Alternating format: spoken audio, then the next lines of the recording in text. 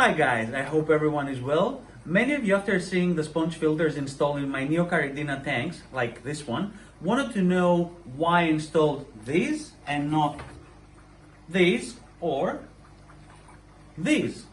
The answer is simple. Mine are better. Today I'm going to show you how easy it is to make your own. Let's go.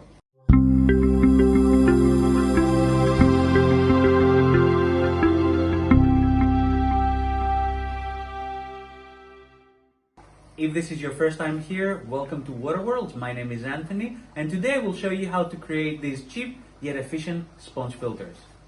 First of all, why are they better than these?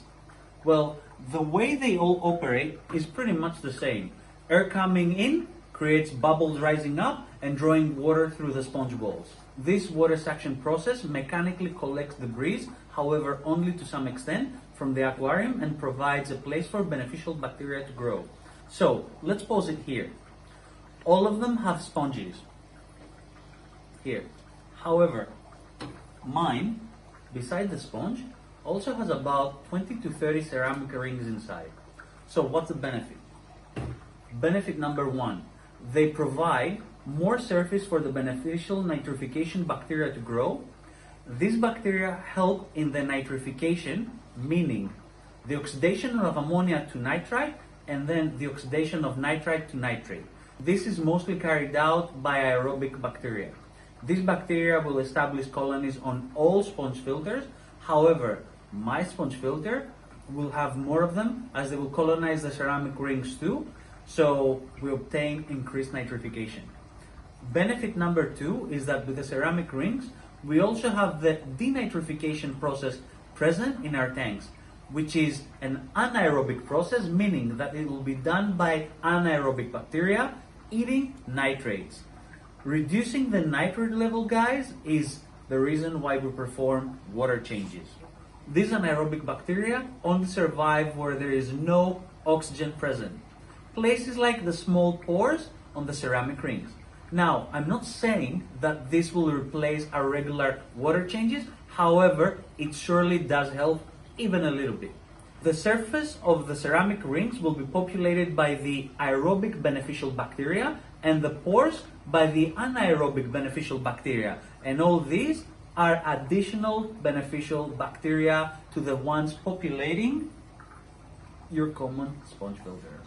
Now that you know why my sponge filters are better than the common one, let me show you how easy it is to create your own. Let's go.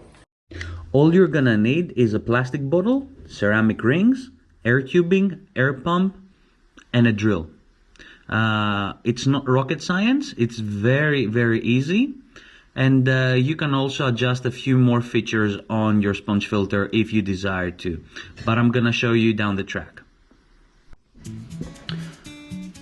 To create my sponge filter, I chose this plastic bottle mainly because its shape is different than the common water bottles. I'm now going to create holes on the cap, which in essence will suck water in the bottle, and that is why multiple holes are needed. And later on, I'm gonna drill more on the bottleneck.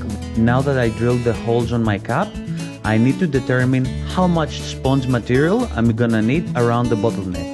As you can see, I need to increase the thickness, so I will have to glue two pieces together and then remove some of the material from the middle so that the bottleneck can fit in.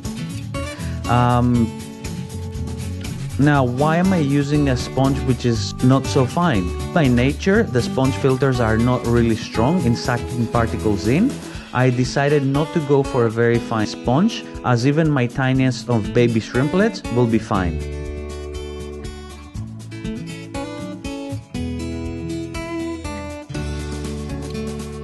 I am marking the diameter of the cap and cutting it out prior to gluing with a cyanoacrylate glue, which is, by the way, 1000% safe for fish, shrimp and snails.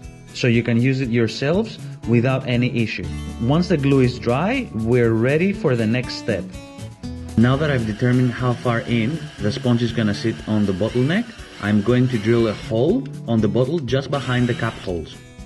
Air tubing will come right through this hole and push air in, creating bubbles right behind the cap holes. I'm going to drill a few more holes just beneath it in order to allow more water to be sucked in through the sponge.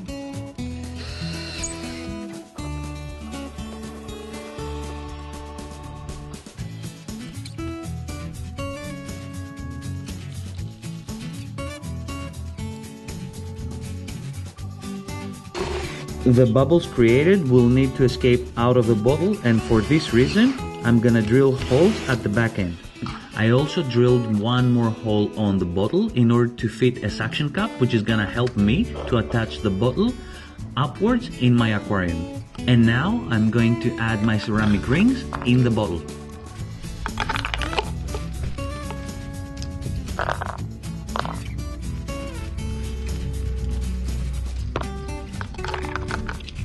One more thing that you can do every now and then is to add a small piece of filter wool in your sponge filter, and this will actually filter out many of the particles existing in your tank.